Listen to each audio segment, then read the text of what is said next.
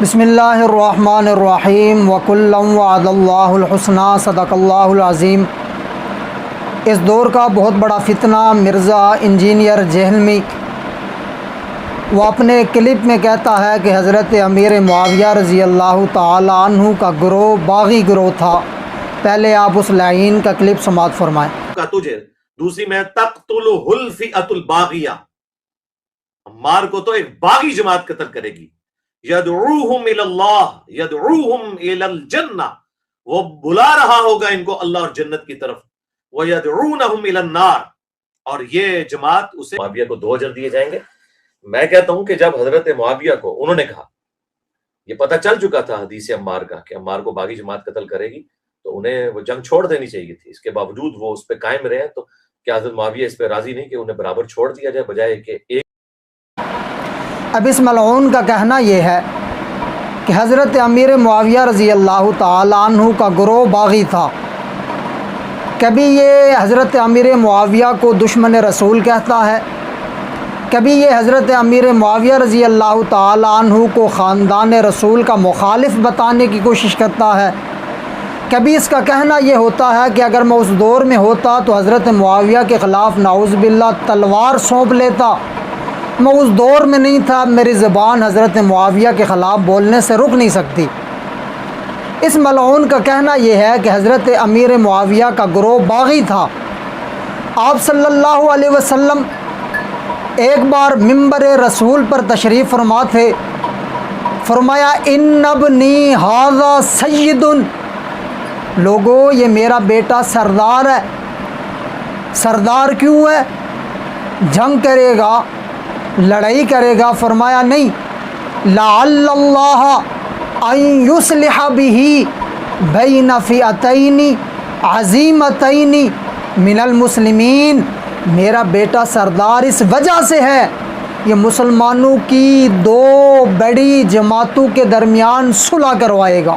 ضد و عناد، تعصب اور بغض سے کنارہ کش ہو کر، ذرا سوچئے تو صحیح۔ ایک طرف اس ملعون کا کہنا یہ ہے کہ حضرت معاویہ کا گروہ باغی ہے۔ حضرت حسن نے جو 2 بڑے گروہوں کے درمیان صلح کروائی، ایک گروہ تھا حضرت امیر معاویہ رضی اللہ تعالی عنہ کا، ایک گروہ ہے حضرت علی المرتضیٰ رضی اللہ تعالی عنہ کا۔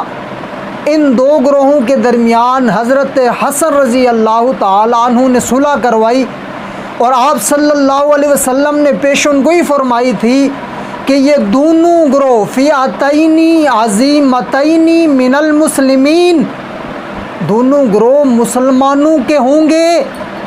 ایک طرف یہ جیلم کا پلمبر اور یہ مرزا، اس ملعون کا کہنا یہ ہے کہ معاویہ کا گروہ فئۃ باغیۃ، کہ معاویہ کا گروہ باغی ہے، اور دوسری طرف آمنہ کے لال میرے پیارے مصطفیٰ صلی اللہ علیہ وسلم کا فرمان ہے کہ دونوں مسلمانوں کے گروہ ہیں۔ اب آپ پر ہے کہ آپ اس ملعون کی مانیں گے یا مصطفیٰ کی مانیں گے۔ اعتراض یہ کیا جاتا ہے کہ یہ باغی اس وجہ سے ہیں کہ آپ صلی اللہ علیہ وسلم نے فرمایا عمار بن یاسر کو باغی گروہ قتل کرے گا، عمار بن یاسر کو باغی گروہ شہید کرے گا۔ حضرت عمار بن یاسر حضرت علی کے لشکر میں تھے، اور ان کو شہید کرنے والے حضرت امیر معاویہ رضی اللہ تعالی عنہ کا گروہ تھا۔ اب پہلی بات یہ ہے کہ یہ جو حدیث بیان کی جاتی ہے، اس میں ایک راوی ہے معلّہ بن عبد الرحمن، محدثین نے اس پر جرح کی ہے کہ یہ انتہائی پرلے درجے کا ضعیف راوی ہے۔